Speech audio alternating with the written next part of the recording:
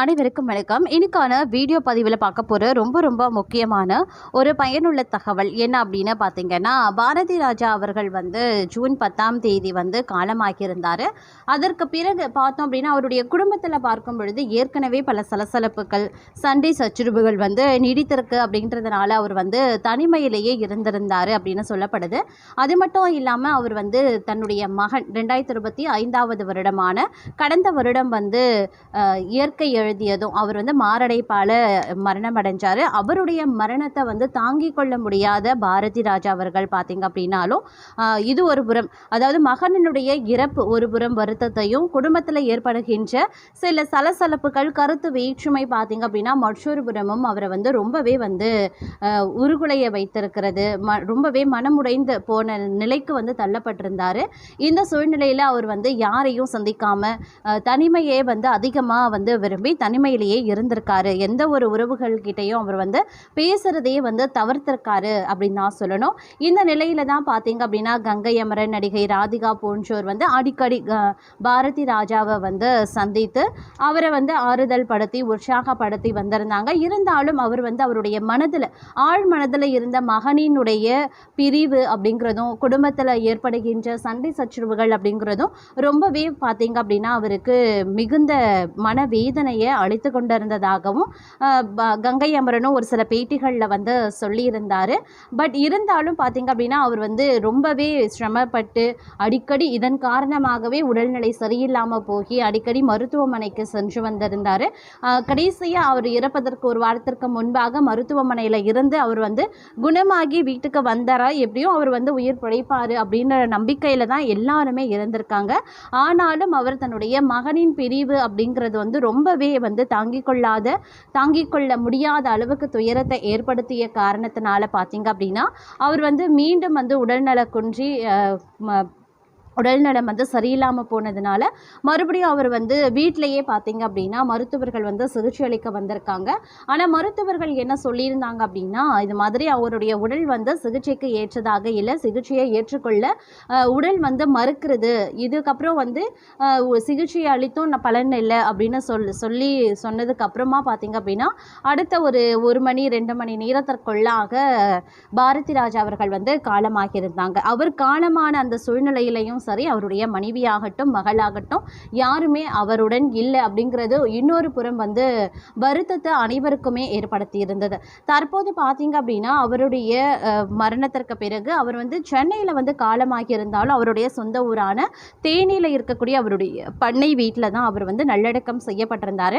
ஆனாலும் அவர் மரணித்ததற்கு பிறகும் கூட குடும்பத்தில் நிலவி வரக்கூடிய அந்த சண்டை சச்சுரவுகள் பார்த்தீங்க அப்படின்னா தீராத வண்ணமே இருந்துட்டு வருது அப்படின்னு சொல்லலாம். மருமகள் மகளுக்கும் இடையிலான பிரச்சனைகள் இது பார்த்தீங்க அப்படின்னா நாளுக்கு நாள் அதிகமாகி கொண்டே இருக்கிறது. சொத்து தகராறாகட்டும், அப்படி இல்லைன்னா அவங்க வழியில் வரக்கூடிய சில குடும்ப கருத்து வேறுபாடுகள், தகராறுகள் ஆகட்டும், நாளுக்கு நாள் பார்த்தீங்க அப்படின்னா அதிகரித்து கொண்டே இருக்கிறது. தற்போது பார்க்கும் பொழுது பாரதி ராஜா அவர்கள் தன்னுடைய மருமகளுக்கு சில சொத்துக்களை பகிர்ந்து கொடுத்திருக்காரு. அதாவது பார்த்தீங்கன்னா அவர் பார்க்கும்போது தன்னுடைய சொத்து மதிப்பை 3 பங்காக சரிசமமாக பிரித்திருக்கிறதாக ஒரு தகவல் வெளியாகி இருக்கிறதுங்க. அதாவது தன்னுடைய மனைவிக்கு, தன்னுடைய மகளுக்கு, தன்னுடைய மருமகளுக்கு, மகனுக்கு சேர வேண்டிய அந்த சொத்துக்களை மருமகளுக்கும் தன்னுடைய பேத்திகளுக்கும் அவர் சேர்த்திருக்காரு. தன்னுடைய சொத்தை 3 பங்காக சரிசமமாக பிரித்து மூவருக்கும் கொடுத்து விட்டு சென்றிருக்கிறது அப்படிங்கிறது ஒரு நிகழ்ச்சியை மக்கள் மத்தியில் ஏற்படுத்தி இருந்தாலும் குடும்பத்திற்குள்ளாக இந்த ஒரு விவகாரம் அப்படிங்கிறது ரொம்பவே பிரச்சனையை அதிகரிக்க செய்திருக்கிறது அப்படின்னே சொல்லலாம். ஏன்னா தாய்க்கும் மகளுக்கும் ஒரு பிரிவு அப்படின்னு வரும் பொழுது மருமகளுக்கு பார்த்தீங்க அப்படின்னா 2 பங்குல ஒரு பங்கு, 3ல் ஒரு பங்கு மருமகளுக்கும் 2 பங்கு மகளுக்குமே செல்லக்கூடிய ஒரு சூழ்நிலை உருவாகிறதா பலரும் கருத்துக்களை தெரிவித்த வண்ணம் இருக்கும் பொழுது இந்த விவகாரம் பார்த்தீங்க அப்படின்னா அவங்களுடைய அவங்களுடைய குடும்பத்திற்குள்ளாகவும் வந்து பூதாகரமாக வெடிக்க ஆரம்பிச்சிருக்கு அப்படின்னு தான் சொல்லணும். இருந்தாலும் பாரதி ராஜா அவர்கள் தன்னுடைய மனைவி, மகள், மருமகள் அப்படின்னு 3 பேருக்குமே சரிசமமாகவே பிரித்து கொடுத்திருக்கிறாங்க. இதன் காரணமாக பார்த்தீங்க அப்படின்னா சில சலசலப்புகள், சில விதமான பிரச்சனைகள் வந்து அவ்வப்போது குடும்பத்திற்குள்ளாக வந்து ஏற்பட்டு கொண்டே தான் இருக்கிறது அப்படின்னும் வந்து பல தரப்பினரும் வந்து குறிகொண்டு தான் இருக்காங்க. இந்த விவகாரம் எந்த அளவுக்கு பெருசாகும் அப்படிங்கிறது வந்து வரும் நாட்களில் தான் தெரியும். இல்லை அவங்களுக்குள்ளே பேசி அதை முடித்து கொள்வார்களா அப்படிங்கிறதும் வரக்கூடிய நாட்களில் தான் தெரியும். அது மட்டும் இல்லாமல் தமிழ் சினிமாவில் மூத்த இயக்குனரான பாரதி ராஜா ஜூன் 10 அன்று உடல்நலக்குறைவு காரணமாக சென்னை நீலாங்கரை வீட்டில் இருந்து சிகிச்சை பெற்று வந்த நிலையில் சிகிச்சை பலனின்றி அவர் வந்து மரணமடைஞ்சார். அவருடைய மறைவுக்கு திரையுலகினர், அரசியல் கட்சிகள் இரங்கல் தெரிவித்திருந்தாங்க. தமிழக அரசு சார்பில் அமைச்சர் நிர்மல்குமார், அமைச்சர் வன்னி அரசு, தேனி மாவட்ட ஆட்சியர் வைத்தியநாதன், திண்டுக்கல் தேனி மாவட்ட காவல் கண்காணிப்பாளர்கள் ஆகியோரும் பாரதி ராஜாவின் இறுதி சடங்கில் கலந்து கொண்டாங்க.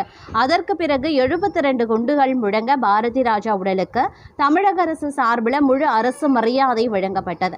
பாரதி ராஜாவின் உடல் அடக்கம் அவரது சொந்த ஊரான தேனி மாவட்டம் வத்தலகுண்டு காற்றோடு அருகே இருக்கக்கூடிய அவரது பண்ணை வீட்டில் நடைபெற்றது. அவரினுடைய கடைசி ஆசைப்படி அவருடைய உடல் பண்ணை வீட்டில் நல்லடக்கம் செய்யப்பட்டிருக்கிறது. பாரதி ராஜாவுக்கு சில மாதங்களுக்கு முன்பு நிமோனியா தொற்று நோய் ஏற்பட்டிருக்கிறதுங்க. அதற்காக மருத்துவமனையில் சிகிச்சை பெற்றிருக்காரு. அதற்கு பிறகு சென்னை நீலாங்கரையில் இருக்கக்கூடிய அவரது இல்லத்தில் மருத்துவ சிகிச்சைக்கு ஏற்பாடுகள் செய்யப்பட்டிருந்தன. வீட்டில் இருந்தபடியே சிகிச்சையை தொடர்ந்திருக்காரு. அவரது ஒரே மகனும் நடிகருமான இயக்குனருமான மனோஜ் பாரதி ராஜா கடந்த ஆண்டு மார்ச் மாதம் மரணமடைந்தது பாரதி ராஜாவை மேலா சோகத்தில் ஆழ்த்தியிருந்தது. மகனுடைய மரணத்தில் இருந்து மீண்டு வர முடியாமல் தவித்து வந்த பாரதி ராஜா வயது முதிர்வு மற்றும் உடல்நல குறைவு காரணமாக மரணமடைந்தார்.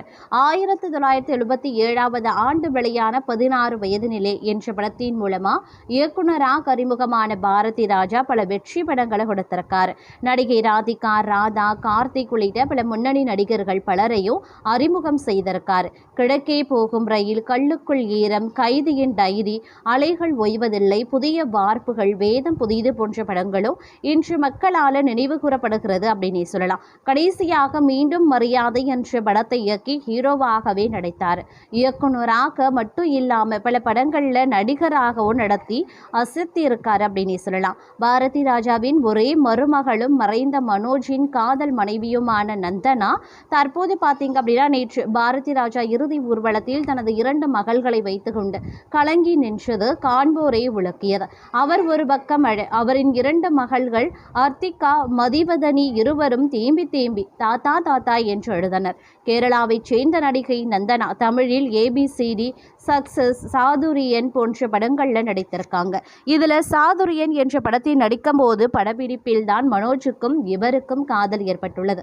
இரு வீட்டார் சம்மதத்தோடு இவர்களுக்கு 2006ஆம் ஆண்டு திருமணம் நடைபெற்றது. ஆனால் அந்த படம் கடைசி வரை வெளியாகவில்லை. கேரளாவில் திருமணமும் அதன் பின் சென்னையில் பிரம்மாண்டமான முறையில் வரவேற்பு நிகழ்ச்சியும் நடந்திருக்கு. இவர்களின் திருமணத்தில் உச்ச நட்சத்திரங்கள் அனைவருமே கலந்து கொண்டாங்க. முதல்ல பாரதி ராஜா மனோஜின் காதலுக்கு ஓகே சொல்லல. நடிகை மலையாளி என யோசித்தாராம். பின்பு ஒரு முறை கேரளாவுக்கு நேரில் சென்று நந்தனாவை சந்தித்து பேசியிருக்காரு. அதன் பின்புதான் கல்யாணத்திற்கு கிரீன் சிக்னல் காட்டியிருக்காரு. திருமணமாகி சில ஆண்டுகள் கழித்து மகன் மனோஜிடம் நந்தனா மாதிரி ஒரு மருமகள் கிடைத்தது நாம் அனைவரும் செய்த புண்ணியம் என்றாராம். அந்த அளவுக்கு மருமகள் மீது பாரதி ராஜாவுக்கு அப்படி ஒரு அன்பு. நந்தனாவும் மாமா என்றுதான் அழைப்பாராம்.